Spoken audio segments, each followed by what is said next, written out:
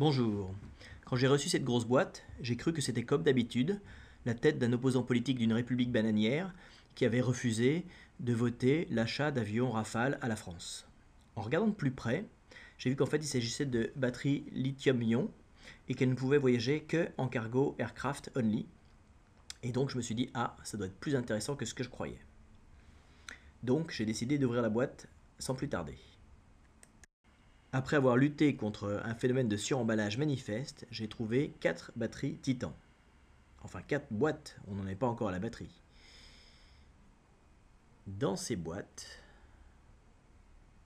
vous trouvez des jolies batteries Titan.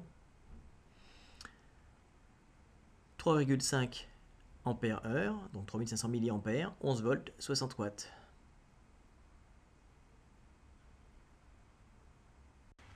Or, il se trouve que le même jour, j'ai reçu des batteries 3000 mAh Multistar.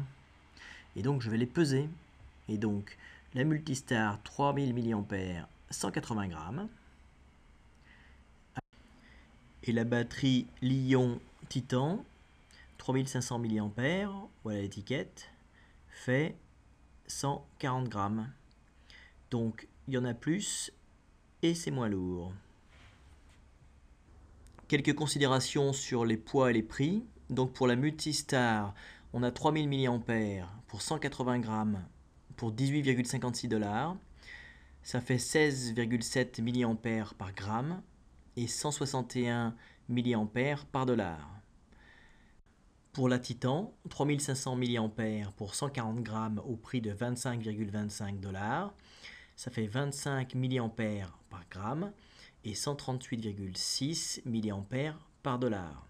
Si on compare verticalement, ça veut dire qu'on a 150% d'énergie en plus pour le même poids et que ces milliampères coûtent 116% dans le cas des Titans.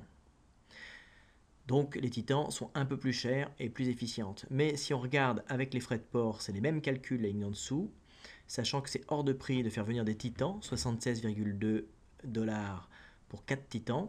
À ce moment-là, on s'aperçoit que le coût du milliampère avec les Titans est 173% plus élevé qu'avec des LiPo habituels.